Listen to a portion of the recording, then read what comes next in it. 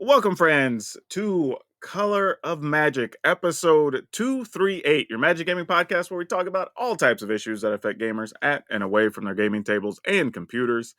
I'm your host, PowrDragn, and for 238 episodes, still got my main man who might be working to be king of the ring, Brian Sonic. How's it going, dude? Pretty good. Dodging the slings and arrows. I've had so many not nice epithets hurled at me over the past week. Like, I'm sorry. Really? You just, Like online for WB 2K24? Yeah. I mean, Wow. because just at high level, it can be where, you hit the ground one time and the match is over. Because we kind of all know, well, we don't all know what to do, but I guess, especially at the top end, if you don't reverse one thing, it may combo into another thing. And yeah, by the time you've gotten off of the mat, almost all of your health is gone again, unless you hit the specific buttons. And I think this is common in the fighting game community. So it's just Yeah. kind of what it becomes. Where almost like, if you see anybody play Mortal Kombat where you miss one input and your whole health bar goes away. That's crazy. So yeah. Well, I hope you can stay on top.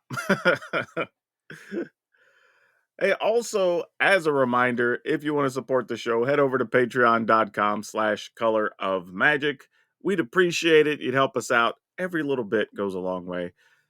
And honestly, I kind of want to get into our lead story here from here because this was a really interesting development. I say development, an interesting thing that happened on the Pro Tour this past weekend, which, if you didn't see it, standards healthy, lots of good magic, lots of really tough games, fun interactions, really, really good event. You should go back to Wizards Twitch channel and go watch it if you missed it.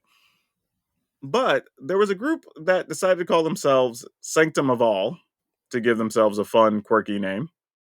And they were made up of they were probably what I would call the most diverse team that I saw from the Pro Tour.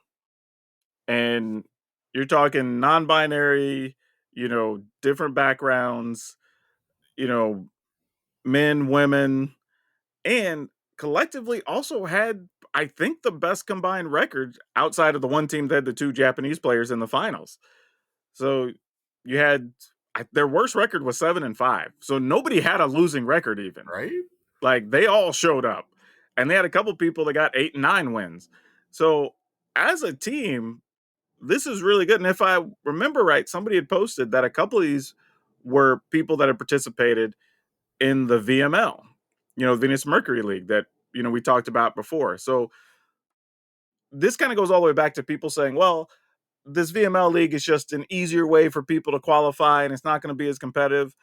Yet you had these people who played in that event who qualified for the Pro Tour and did damn well and were playing win and ends for the top 8 in the last round of the event.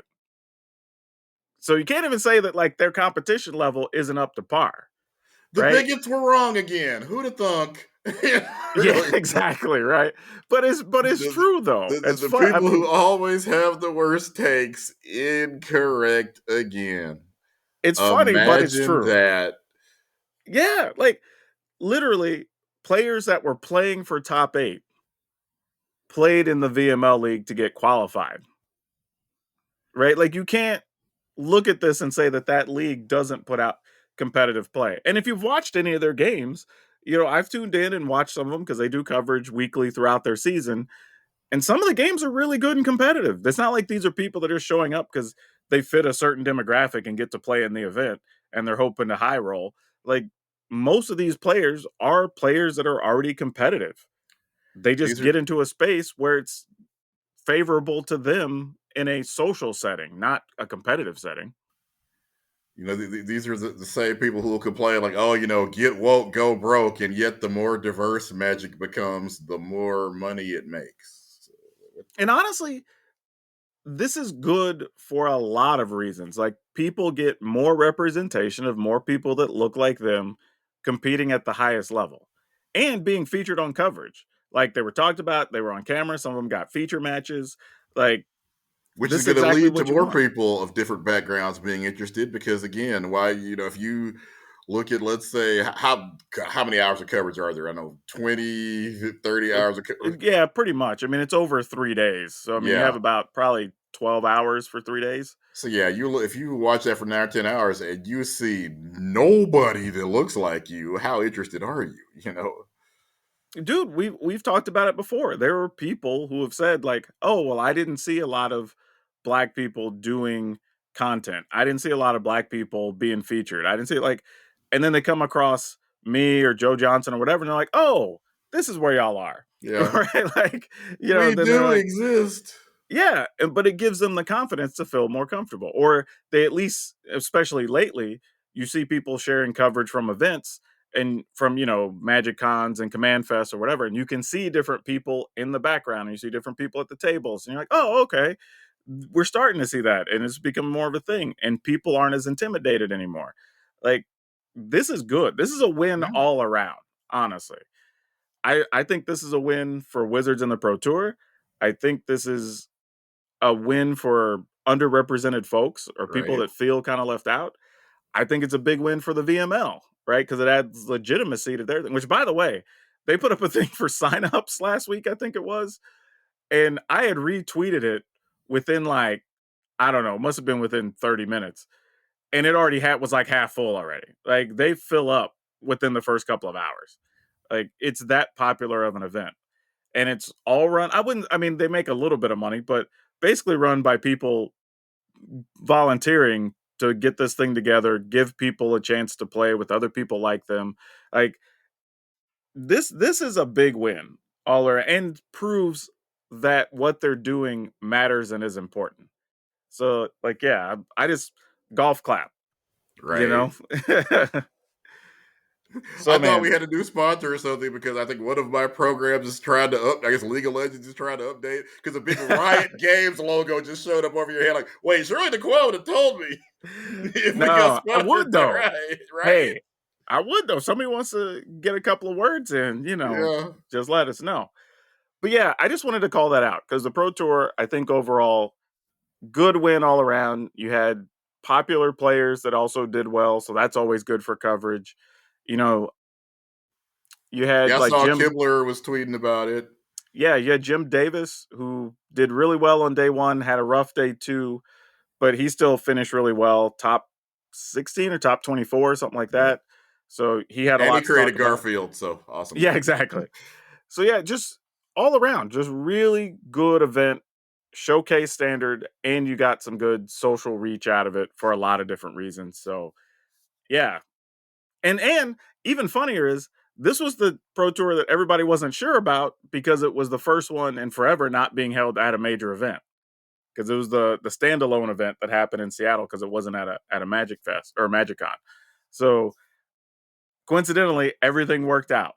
Like it's one of those ones that everybody goes in going, I don't know what's going to happen and what this is going to feel like, but we finished and everybody had a good time. So good job, Wizards. Good job, players. Awesome. But that now means it's time for some soapbox action.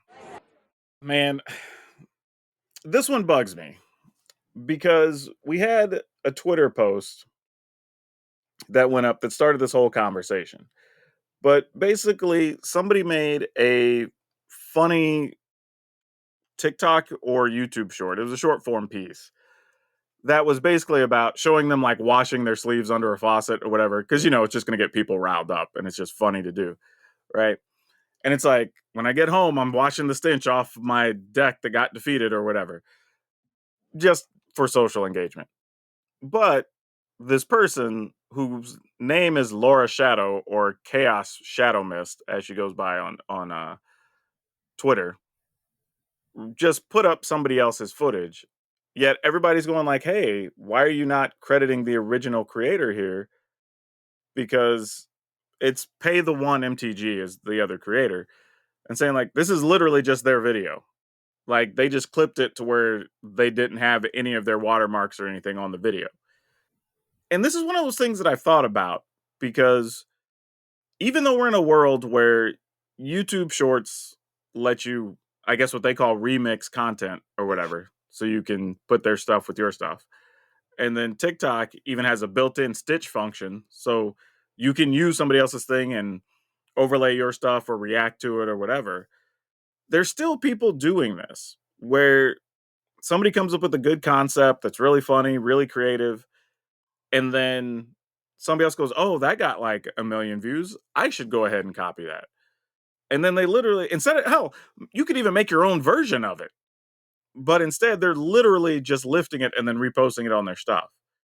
Like that's not good. Well, obviously, it's not good for a lot of reasons, but somebody else is putting real time and effort to create a thing, and you're outright stealing it. The other is if your goal is to grow within your communities or get sponsors or whatever, you have to know this is going to be a deterrent, right? Because your community is not going to Again, respond. I don't know because yeah, I went to journalism school for this, but did somebody on TikTok? No, they probably didn't. And in many cases, the first time it's ever being discussed with them. Dude, they teach you in high school not to plagiarize No, somebody else's they work. used to. They don't anymore. I, I, I I guess, got two high schoolers upstairs. After this, I'll ask you if anybody has ever discussed it with them, and I bet and I bet they probably will. I'll ask. yeah, because that'd be wild. If you've never heard of plagiarism yet in high school, that's got to be wild. But yeah, but this obviously is wrong, has a lot of problems associated with it. And again, what's your growth strategy going to be? Like, I'm going to get sponsors because I'm copying everybody else's work. Like, that can only go so far, right? Because In now, theory, in yeah, I theory, mean, but I'm there sure are people somebody's who out there making money on it. I mean, wouldn't surprise me. bro, there are comedians who have lifted other comedians' entire stage persona. Well, not to go Cat Williams, but Yeah, sadly, Cat Williams lit a lot of people up though. right, you can apparently get as far as Cedric the Entertainer has got, for example, by stealing. So That's true. Like, and here's the thing: like, you can do variations, and like you're saying in the comedic world of the same joke. But when you lift it exactly the same and the same cadence and the same delivery, you're messed up, in right? theory, because again, look how far. And at this point, even said didn't really. His denial wasn't I didn't do that. His denial was my entire career in comedy can't be broken down to one joke. That's not a no. Yeah, exactly. That was my thing. Like, That seems like I'm admitting I stole it, but then I did this, this, and this after I got publicity for stealing that joke. Is what that sounds like. exactly, and that's the messed up part. And maybe that works for some people, right? That You obviously, yeah. You know how I'm talking about how I was raised, how I was taught. But how do I see it? How far other people have gotten? How do I look somebody that the young comic content creator in the face and legitimately tell them not to do it when you can see people on the other side who have made millions of dollars? I don't know, man. It's like a lot of things though. Like that still feels to me like the one in a million. But if you think you might be the one in a million, then I guess go for it. I ain't willing to risk it. Like, Sad to say, but it's more than one. How many comedians can we name that have been accused of stealing jokes that have gotten said? Carlos Mencia. Bill Hicks once joked that he got cancer because he was hoping Dennis Leary would get it because he stole everything else from him. I mean, that's actually pretty hilarious, honestly. right? That's Bill Hicks. Like, I mean, it's a little bit cold blooded, but But it's that's but the it's kind of kind of comedy that funny. Bill Hicks and how Dennis Leary do. That is kind of low key rough though, man. Like for real. Or did, R.I.P. Yeah, But that's true. But yeah, it's a tough situation, because you could always do your own version of it or your own variation of it or whatever, and still would probably be popular. But you're just outright going, let me just copy that. I'll download it and I'll just load it onto my thing. It's like, hmm. Which makes me wonder if in the future they're going to put some restrictions on that, on like how people can download stuff or not. Or I know YouTube already looks for stuff that it's almost like a content ID if it shows up and it's the majority the same as something else. Like you'll actually get because I've had it happen to me where somebody copied one of my things to use as like a review for something, and it sends me a notice that oh says wow, like, "Oh, hey, your stuff may be being copyrighted or copied over here," and it even tells you the percentage they believe is copied. okay, So, which is wow. also kind of interesting. Yeah, I know. I wanted to do a thing for WWE to show how there's a great part in the showcase mode where it'll transition from live footage to just in ring wrestling, and it's a seamless transition. And I wanted to show that as part of my review, and they're like, "Nah, it's still WWE footage, even in the review. They let you do that." Like, all right, I tried. I was trying to help you, but I understand why you would copyright. I was just trying to. Yeah, everything's got to be handled. There's a reason, like when you see people share like footage, they're always like talking over it, or it's faded and it's shrunk Yep. down, or they have like a maybe a rainfall type effect going on the Right. screen or whatever. It's so they can use it properly, but still say like, "Hey, this isn't mine, but this is the only way I can present it and show it to you without like getting copyright stricken or whatever." We're even to the point now where wrestlers and UFC guys have both had this. Where I think one of the people that did one of Randy Orton's tattoos sued when they saw the tattoo in WWE 2K because they're like, you're profiting from my artwork, and you didn't pay me anything, Oh, that's random. right? I Now, wonder how obviously, that resolves. I don't think anybody bought WWE 2K to see Randy Orton's tattoo. Yeah, But hey, obviously.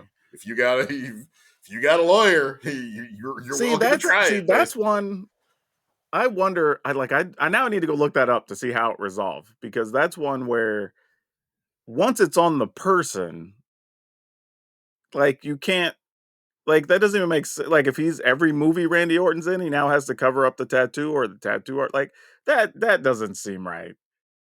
That seems like somebody just going for a money grab and hoping they'll settle. That's what that feels like. But I But I don't mean, know. what if somebody else does a Randy Orton creator wrestler and they use a tattoo? Now, I don't know. that's at the slippery slope, as they say. I don't know. I feel like tattoos, once it's on the person, it's on the person. Like that's Because just yeah, part of the agreement of giving the tattoo. because yeah, right now Randy Orton is in WWE. Everybody knows what he looks like. But let's say in a couple of years from now he goes to AEW, but obviously people will still create Randy Orton. And how do you make Randy Orton look? How do you make people know that's Randy Orton? You probably put his tattoos on because But if obviously. WB has the right to his likeness, like that's the agreement he has under contract with them. So yeah, that's an interesting conversation though. But yeah, I say all this though to bring it back to the point is this is something we do have to watch out for as creators, but also as fans, right? We don't necessarily want to reward people for just copying and stealing other people's stuff. We won't always know until somebody else points it Also out. true. But like once we know, we need to call it out and just be like, "Hey, dude, what are you doing? Like, did you know this belonged to somebody else or whatever?" And like, cool. Maybe they didn't. They saw it somewhere and decided to use it because it was just on socials with no credits to it or whatever, because that Mhm. happens. Then like, all right, cool. At least credit where it came from so you can backtrack it. But either way, bad move, bad move. So obviously they were getting taken to task for it. There was a lot of comments, people linking to the original. So good news is the original creator is at least getting some reach from it now because That's of all that. good. So that's the good side of when this stuff happens. But anyway, I'm gonna pass this off to you. All right, we've talked about this a little bit before. Black Girl Gamers, who we've mentioned on here, also has worked with some people on this, but it came up again this week as I was scrolling through some of the gaming Reddits. And black people got more than two hairstyles, y'all. We've been trying to express this to game developers for a very, or I guess you could say three, because now game developers have added the Killmonger swoop in addition to dreadlocks and the afro. The other, two probably primary hairstyles you see used on black characters, and it's ridiculous because if you look at somebody was talking about Elden Ring and how all look at all the various styles that you can create for other characters. For example, I see so many games where a mohawk is in the character creation, which is yeah you see it, but for example, somebody like me that lives in Texas, I can go 6 weeks without seeing somebody that has a mohawk unless I go to specific clubs, specific parts of town where people that have mohawks might hang out. But now black hairstyles, can can I get cornrows that look not crazy or hideous? No, in most games you can't get that. Madden has had some. There are whole videos of Madden characters, dreadlocks, looking like Medusa and breaking whatever engine Madden is using to create the game. It's kind of a disaster right now. Again, people are talking about it. A lot more work is being done, but we're still we're still struggling out here to get some good creation options for black characters' hair. And yeah, again, the Killmonger swoop was cute the first 52 times we saw it. Eddie Gordo in Tekken 8 now has the Killmonger swoop. It's time for it to go. It's a That's a bit much. Yeah, it was an iconic haircut in Black Panther, but now we're to the point where, yeah, it's just overdone. It's become, as I said, almost hairstyle number 3 in the black hair character. Afro, cornrows, Killmonger swoop. Yeah, and I'm with you. I give Madden a little credit because they're at least trying to match all the various hairstyles that show up in the NFL. So they're trying. They don't get it right all the time, but you're at least putting in the real effort. Yeah. Uh, but it's funny you say that even about Mohawks because as much as they do always show up, like I live in the Pacific Northwest now, where people genuinely have every possible personal style that you can imagine up here. And I can't even tell you the last time I saw like a legit Mohawk. Right? I see a But lot of that like side head shaved with like the rest kind of flopped over look or whatever. I yeah, see that way more often than I see the mohawk. yet So it's never left video game design. I just, it is iconic apparently in creating character video game designs. yeah, and it makes sense. Like if I'm playing, I don't know, a cyberpunk or Mad Max Yeah, theme thing or whatever, sure, mohawks are part of the motif or whatever. But to have it in just random other games is kind of weird now that I think about it. It's there, but it doesn't always make sense. Do I need a Mohawk pirate? Like I probably not. Like you know what I mean? Like right. it's a little weird. But Yeah, yeah, and I'm just again, I'm not mad that they give a mohawk option, but no, again, no. balance. If you go give me a mohawk in almost every character creation suite, give me a few black hairstyles in every character creation suite. Dude, you know what? Like give me the kid and play high top. If you're gonna give me some weird haircuts, give me one Right? of them. The high top fade. Yeah, Or you know what? I just had this real thought. Like and legitly, have any developers ever worked with black barber shops? Like they literally have posters that like you could walk in and be like, "Yeah, give me the number yeah. 45 or whatever," right? It's like you could just look and be like, "Yeah, I want my haircut like that." And the barber goes, "I got you, fam," and like looks at number 45 and cuts you up. Like you could probably use that as a basis, right? Or am I crazy? Rockstar may have, because I feel like Grand Theft Auto probably has some of the most hairstyle creation sites of Oh, that's a anybody, good call. They probably. did have a lot the one time I messed around with Yeah, that game. Okay, yeah. Yeah, that's it. Developers, go get some black barbers. They'll hook you up with some hairstyles. right? They could probably even get you some models and cut it for Yeah. you so you can actually like have physical models to like whatever with the dots and the electronics to get the hair shape right or Yeah, and whatever. I want to say Black Girl Gamers worked with, I believe, The Sims 4 and a I couple of think other so. games in trying to figure out, hey, can we get a few more hairstyle options and So skin yeah, tones also? good conversation. Definitely a thing that's always out there for sure. But we learned some things this week, and both of these are kind of interesting. So Brian, take it away. Yeah, kind of big shock waves in the EA Sports universe. Barry Sanders, who I, I'm just gonna go ahead and say greatest running back ever, probably. If you don't agree, you gotta put him Dude, in. bro, I'm gonna say Certainly, this. I'm a Cowboys fan. Emmett Smith has the rushing titles and touchdowns and all that. I still think Barry Sanders is the best running back I ever done seen, for real. right? But he has announced his deal with EA is up, and I guess they could not, as they like to say in wrestling, come to a contractual agreement. So he will not be in Madden for the foreseeable future, and even sadder, he's not going to be in EA Sports College Football, which is dropping this year. And I mean, that's again, you talk. He was somebody. Some people have an okay college career, great pro career, or they have a great college career, aren't so good. Barry was both. Barry was Yeah. dominant in just every level he ever played at. So this He's also especially, in that unique space of leaving, I won't say at the absolute peak, but near the peak of his career. Yeah, because You I mean, know, if he doesn't leave, he gets the rushing title. Probably oh going sure, away. Because if you assume he plays, let's say 2 or 3 more years as Barry Sanders, and then even if he just decides to hang on for a couple of years elsewhere, he could have just met. But that's never been who Barry was. but I will say, like, it was a smart move for him because he's Well, yeah, obviously still physically in good shape, mentally is all there. And there was a period for about 10 years after he retired that you were like, "Man, he looks like he could suit up still if he wanted right. to." So, it was the right move for him for sure, I you know? wonder if this was money because again, I know I was looking forward to. I mean, you look forward to him in Madden every year, but EA Sports College Football, yeah, that just to get Barry Sanders and run Oklahoma's offense, man. Yeah, my understanding was that it was a money deal. I That kind of figured that.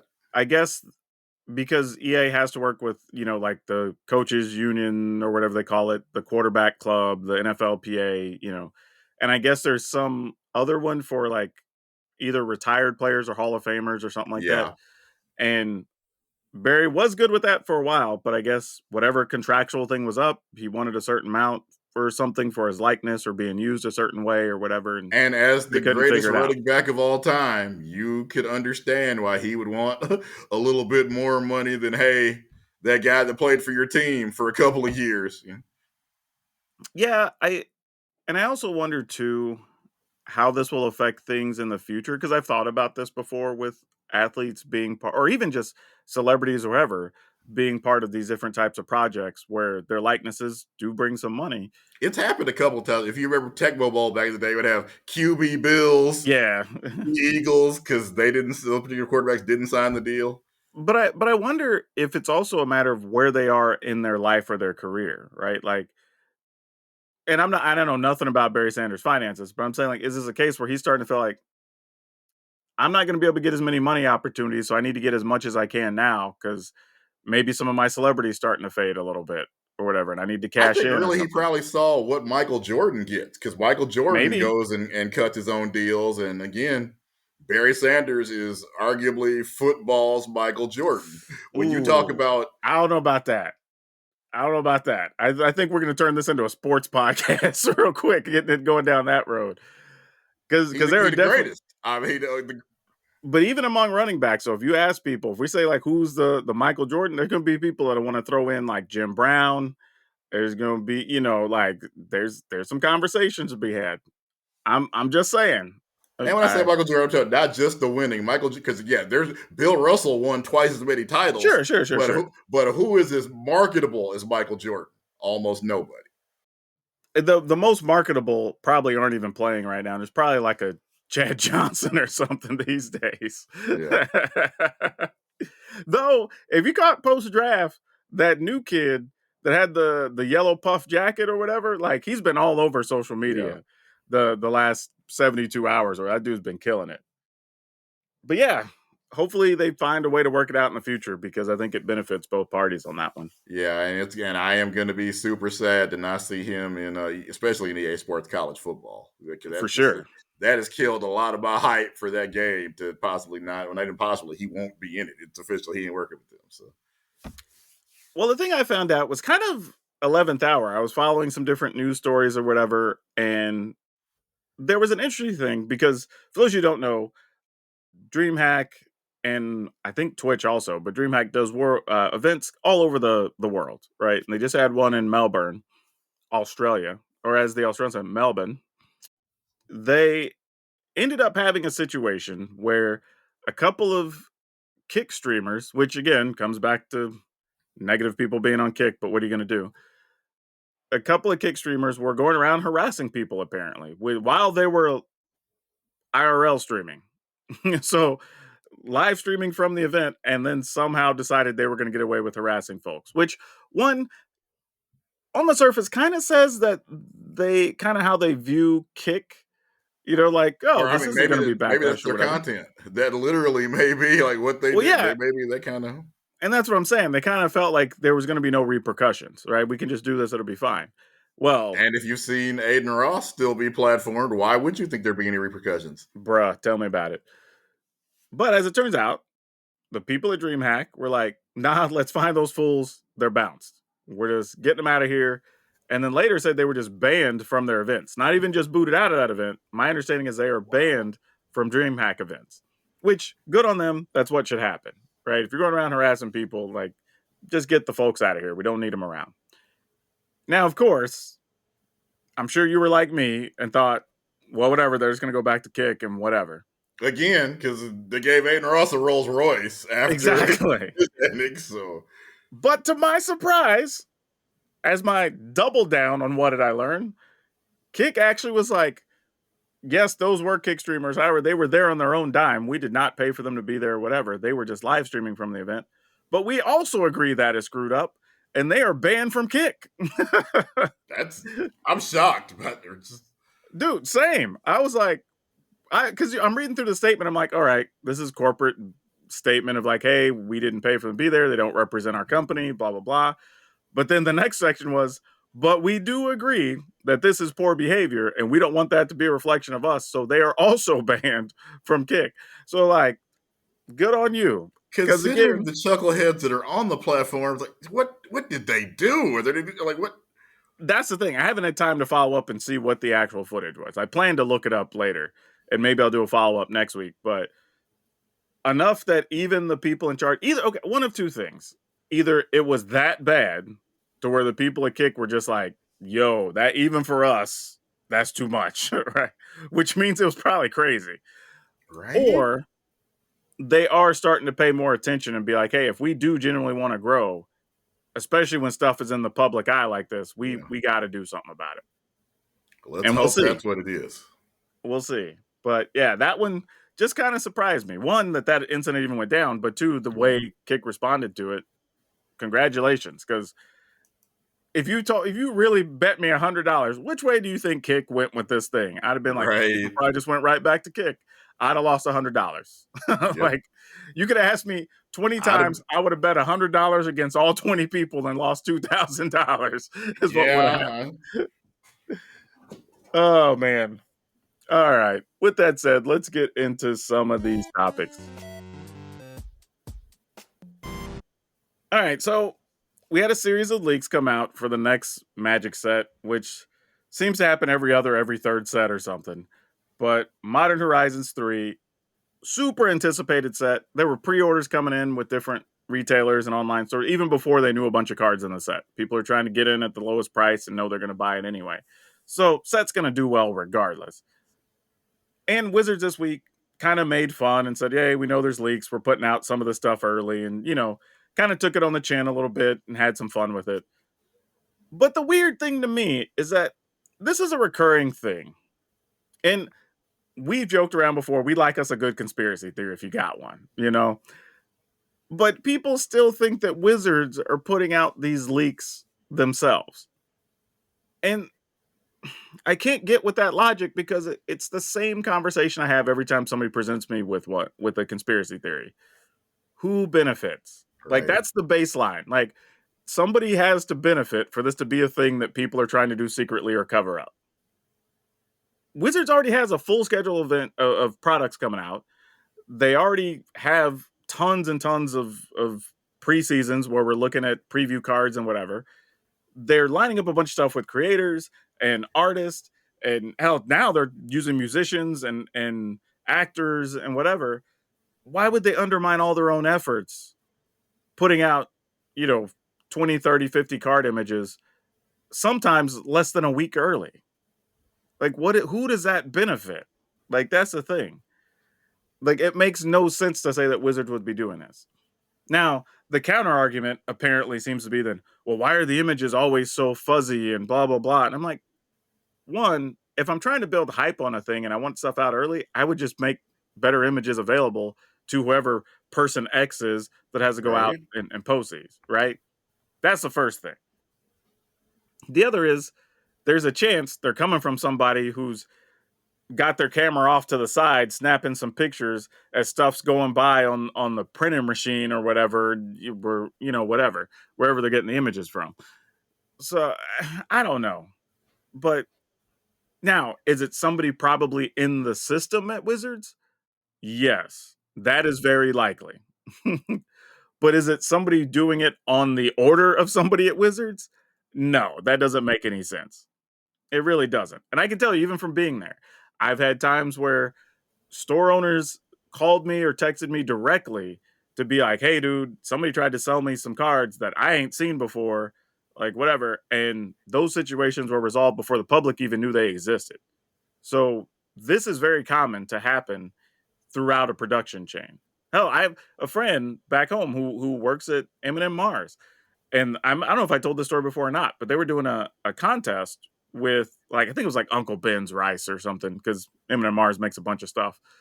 But they have to print the stuff in advance of the other things being made so they can make sure, things go to the right factories and get done up. They still have to check for, even make sure people aren't taking certain codes out early or winning packages or whatever. And they fire people all the time. You have a new formula of a thing coming out or some new packaging, and somebody takes the wrong image or wrapper or product or whatever out the door, they're fired. Right? It happens with every level of production on damn near everything. When you have thousands of people involved in your chain, stuff's going to get out. It Back when they sucks. sold video games at 7-Eleven, I don't know if they even still do that. Probably not, because it's probably one of the reasons. But there are multiple cases. I wrote several stories about 7-Eleven breaking street dates on video games because the person working the front door, or for the front counter at 7-Eleven, probably is not a video game expert in most cases. They don't know the difference between Grand Theft Auto 2, 3, 4, Infinity. It's a video game. Put it on the shelf. Yep. That's happened, still happens with Magic product. Right? Because random person's job is like, hey, they dropped off the product. Cool, we need to stock the shelf. And they put it up the day or two too early. And people are like, wait, why is this out or whatever? This isn't supposed to be out till Friday. Right. So it still happens. I saw the early Xbox game at my local Target one time. I'm like, hey, I would even doing content and then just like, hey, wait, this game ain't even out yet. Let me try. But the guy at electronics is like, oh no, no, that's Yep. no. Bro went to Sir, scan you that and can't went have that boop, shit. and he went, wait a minute. Right? Oh, he didn't even scan it. He knew. Oh, he already knew. He Gotcha. he clearly is a gamer because he's like, oh no. He's like, he might have went home and played it, but he's like, Yep, you can't play exactly. this You don't shit. put that out in the public. But yeah, it's weird. I mean, like, leaks are going to happen, and it sucks, and it's unfortunate, and almost always the people are going to get caught, and we're never going to hear about it. We're not going to know the repercussions. I can tell you, even from being there, like I said, there were issues we dealt with, and they were resolved probably within 48 hours or less, because they knew the person and could track it back to them or whatever. Right. But it's just the way it works. I mean, it's just part of the gig that you got to worry about with whatever you. And we see it all the time, like you're saying, with video games. We've seen it with comic books, because they had to go back before they had, like, the designated everybody ships comics on the same day. Yep. You know, so like every industry has dealt with that on some level. So it's not There are that situations weird. where games are now action figures are big about spoiling movie plots. True. So many action figures that have spoiled, especially superhero movie plots, because everybody end of the movie, hero has a new costume. Here's a brand new action figure. They're like, oh, this character's alive again, or whatever. Yep. I think Wait, they Versus get the actually, black suit? Oh right? man. I think Versus accidentally spoiled who Monarch was in DC, and that's supposed to be a big reveal. But they had Oh, but they that's had a what that card was. with Yeah. Monarch, and then Yeah. Monarch's reeled because in Versus they would have, like, your characters would be Superman, Lasso to Krypton. Then one version would be whatever the character's real name, like Superman, Clark Kent, and I think that one said Monarch, and I forget what their actual name was. But yeah, and people were like, wait, Mm-hmm. we weren't supposed to know who Monarch was yet? Kind of a big deal. So yeah, it can happen every which way. But again, who's benefiting from it? Right? If and again, this comes back to when I found out that people thought Australia wasn't real or whatever. I'm just like, who benefits from us? Like, the whole world went and did the Olympics in Sydney. Like, I mean, you're telling me a Yeah, couple million people pretended that Sydney was a real place? because Like, they all have some agreement to cover Great Britain murdering a bunch of prisoners a yeah, couple of 100 years exactly. ago. Like, it just doesn't make sense. Like, what Kind of is this somebody? What is somebody's incentive today to be a part of that con? Yeah, It's but that's the same thing here with Magic, right? It's what does Wizards gain by putting these previews out? They're not, especially on this set. Like, if it was a set we thought wasn't gonna sell well or something, okay, yeah, maybe you can get in your conspiracy bag, but everybody knows Modern Horizons 3 is gonna sell well. Like, people already taking pre-orders, people are trying to up their orders. Like, they know they're not gonna have trouble selling this product. So there's really no point in putting the preview cards out 6 days early because they already had a whole thing scheduled for cards to go out anyway. So it's like it's weird, man. But and some other interesting news for Magic, there's a secret layer that people are jacked up about right now in the best way possible. And I finally learned what a character's name was. So there's a character, and I'm gonna have to read it. It's Hatsune Miku, which I did not know that that was this character's name, but it's kind of looks like long, slender anime character, blue hair, whatever. Like, I'd seen this statue when I'd gone yeah. into different shops. I'd seen, action figures or whatever. I had no clue who this character was, but apparently it got spoiled that or previewed that this was going to be a thing coming out soon. And it was all over my Twitter timeline for about 12 hours where Yep. everybody's excited about this Miku character. And I was just like, oh, that's her name. Yep. But I bring it up to say that recently we saw like the Fallout. Well, that whole thing, except for I think one of them with the dioramas is the only one that wasn't sold out immediately. All the others sold out on the first day, and then the other chunk sold out like a couple days later. If this is as popular as it seems, if this is limited quantities, you might need to set your alarms, your clocks, whatever you got to do. Because if you want one, you may not be able to get one because this feels like one that could sell out pretty easily. Great. I mean, it's even getting talked about on some of the other like anime sites. It's getting talked about on some of the other gaming sites. So this character game, whatever she comes from, is popular enough that people are. It's on a lot of people's radar. So there may just be collectors and stuff that want it, that come get it, that don't even play Magic or whatever. So just saying, if you want one, this might be one of those ones you need to set a reminder that morning just in case. And it even has a couple of cards people are going to want in it too. So just putting that out there. Another interesting thing this week is Wizards tends to do stuff for Pride Month, right? We see usually some round of like t-shirts or buttons or pins or whatever, and those get sold and the money goes to support like Trevor projects and stuff. So I'm assuming that's still going to be a thing.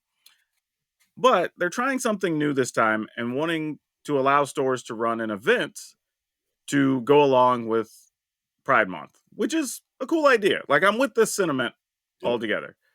Now, they just called it Magic Presents Pride, which is, you know, like we could try a little bit.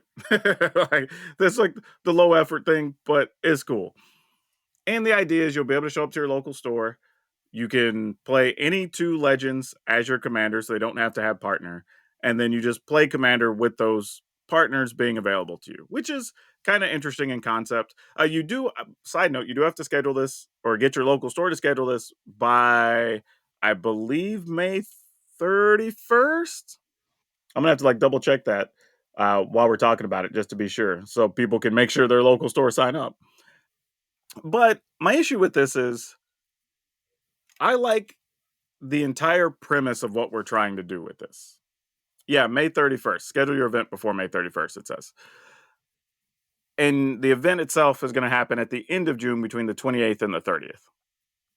So like I like what we're trying to do. My problem with this is from the player or event side. I would like for this to be as positive an experience for people as possible when they show up to it.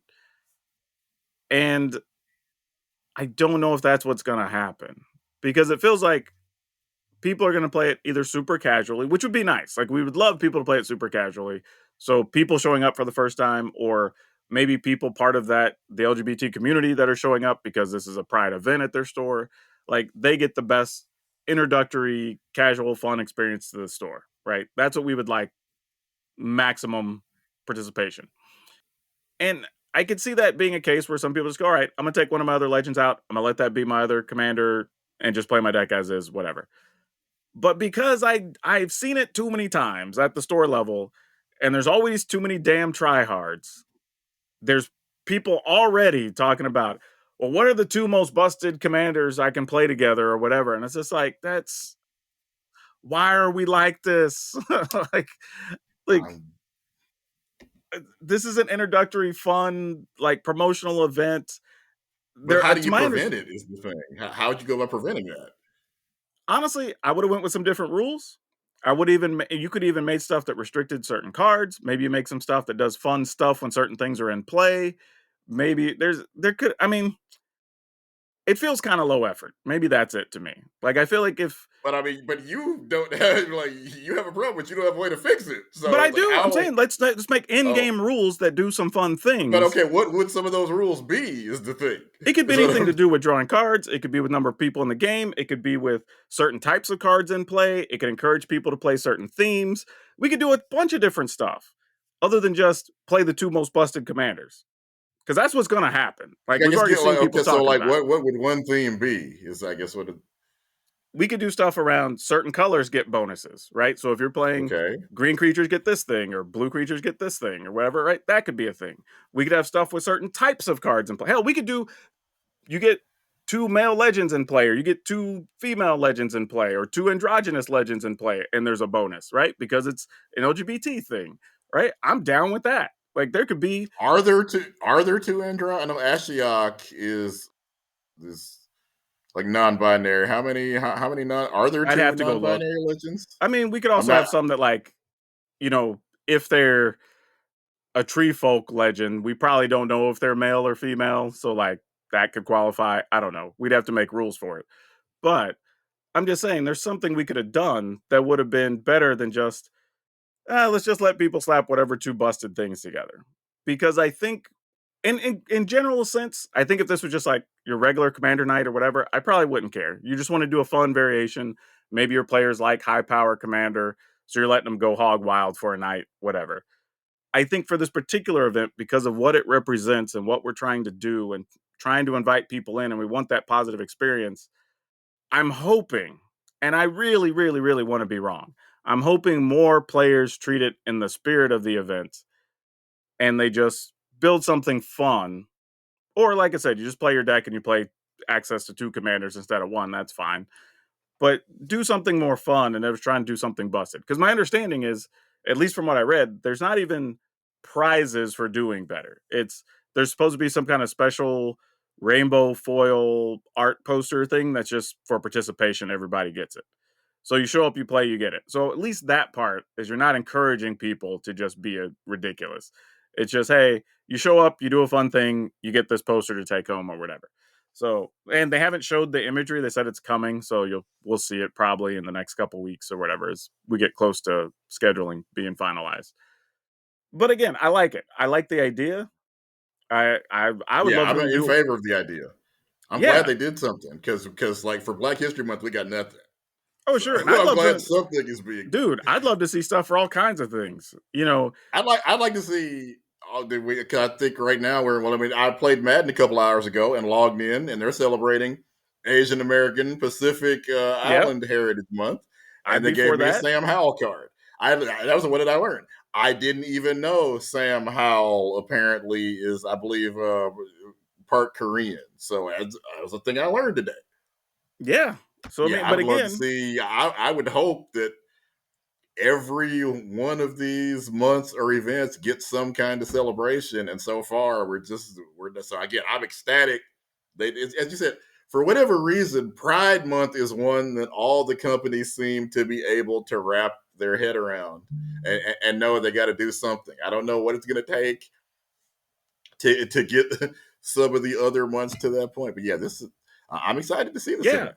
I'm with you. I at least appreciate the effort. Like you're trying to do a thing for an underrepresented group, make your space more comfortable for them.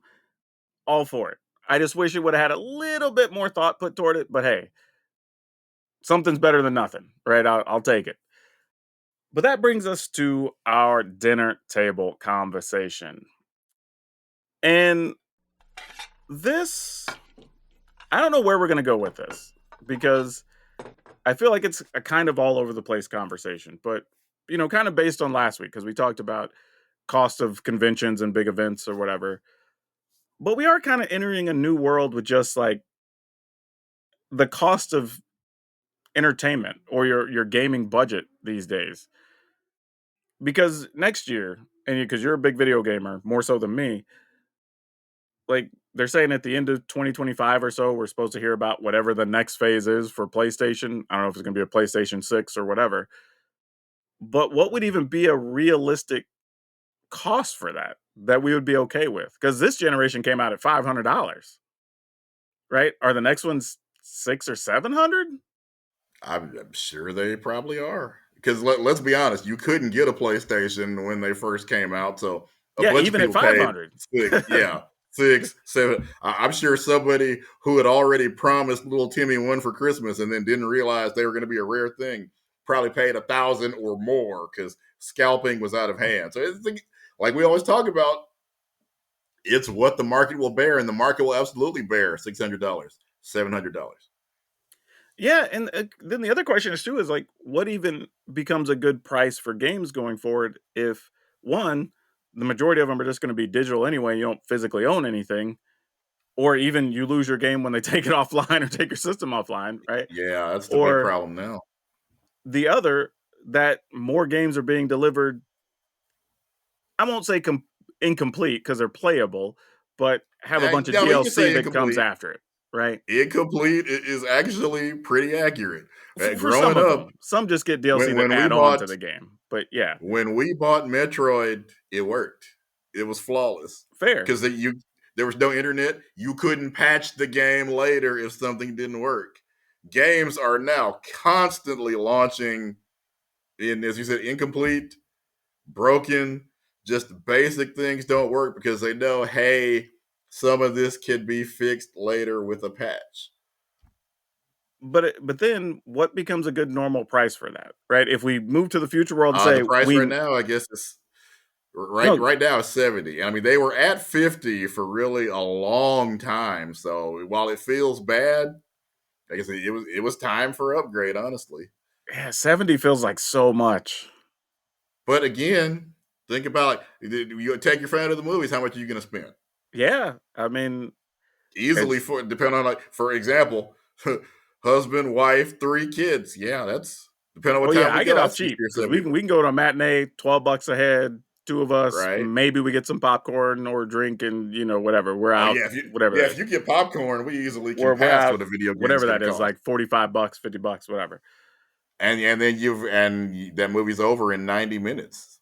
Oh yeah. Like Whereas here's the thing. you're gonna Like I play a think video game for I paid $50, 49.99 or whatever for Baldur's Gate, I think is what it was when I downloaded it. Like that didn't bother me because I'm already 80 hours into that game. exactly. So like for 80 hours, I don't mind. But it's also why I think I stepped away from buying so many video games. Because I know a lot of them, I'm just not gonna even have the time to put more than Yeah. 40-ish hours maybe into a game.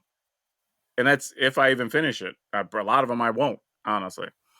So it's like, Because the other thing that you, in defense of the video game industry, which I don't find myself doing often, but you also you when we were growing up, you didn't have Game Pass, you didn't have PlayStation Plus, where you pay them $100 and you get access to hundreds of games.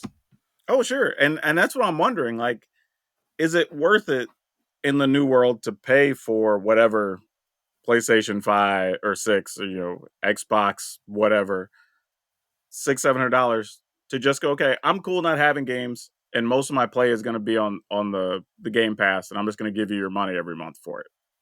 Yeah. Like And I maybe? think each person, I think, is going to come up with their, obviously, our answer is different than everybody else because we make money off of it. But even before I knew content creation was going to be a thing, how much I was going to buy Madden every year because I like football. So Yeah. 50, 60. They're constantly trying to figure out what, and now that there's Ultimate Team, I'm going to pay. Well, now I get the $90 special edition because it comes with more cards for your Ultimate Team. You get a little bit of a head start. Oh, and you get to play 2 or 3 days early. And even if I wasn't making YouTube videos, I would still Oh, want to I will play two admit or three though, I days also used to early. put hundreds of hours into Madden for so like I didn't mind what it cost. Like I was getting my And money's I worth. think if you're a fan of a game, that's what it boils down to is you don't care what it costs. Now, if the game is, let's say, Tetris, you're like $20. $10 might be too much if that's not Yeah. your kind of game. For if you But don't enjoy football, how much did you pay to play Madden? Not even a nickel if you don't like football. we have seen just in general, prices have gone up, like you said, even on video games. And it kind of starts going, well, man, $50 used to be normal to high for board games. But now a lot of board games are coming out at $65, $69, It's the even same principle. How many, if you mhm. like that board game, you're going to play it for 70, 80 hours. Yeah, it'd be interesting to see how people's budgets develop going forward because we've My seen it with friend's having a Magic. birthday party. We're going to play probably 8 to 10 hours of games Yeah, just on Saturday. You know, and we've seen that with Magic where prices gone up. And people were upset, yet people still bought it, and they're still moving a lot of Magic. So I mean, I guess it's fine. and I think as we see like every week, the pandemic made people realize how important entertainment was. Something because we all just couldn't leave our house for a while. There are even solo play board games for if you Hmm. can't get out and don't aren't able to get to family or friends to play with. I think those games really kind of took off also during the pandemic because you can't always get 2 or 3 people to play with you. I mean, I still remember early. I mean, years ago when we did the first high end Magic packs that were $100, and people are like, "That's it. This is the end of the world." Whatever. Those things sold out like Mm-hmm. nearly instantly.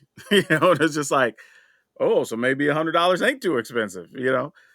So yeah, it's an interesting world, man. Every level of entertainment, and because nerd culture and nerd things have gotten more popular, there's more options that more people will pay for. What Which is I good and tell bad. her, yeah, but I'll tell everybody there's always, like, do your research, there's always a deal. There's always some kind of reward card you can buy. There's the Hmm. game passes. I tell people if you're gonna buy yeah, I understand the sticker shock on paying $600 or $700 for a console, but if you do, the PlayStation Plus, the Xbox Game Pass, you now don't even have to buy a game to use the console. Or even if you don't buy that, there's so many games now. Free to play is a revolution. League of Legends is free. Fortnite Hmm. is free.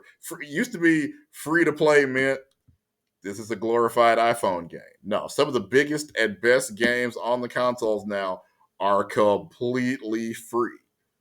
The other thing I would throw into that is you don't have to be first to the post, right? Like Mm-mm. if you're willing to wait 3 months, 6 months, whatever, you can get a discount. You can Yeah, buy somebody's used systems or, buy accounts or whatever. Like there are always options if you're looking to save money if you don't have to be the very first. I know a lot of people want to be first, and yeah. that's with everything, cell phones, whatever. We see it across the board. But if you're willing to wait, there are deals to be had that can help your budget quite a bit.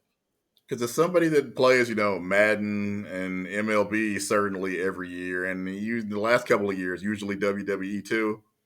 You don't have to. If you ask people what their favorite WWE is, okay, 2K24 is actually a pretty good one. But before that, they probably would have said 2K19 is the best one.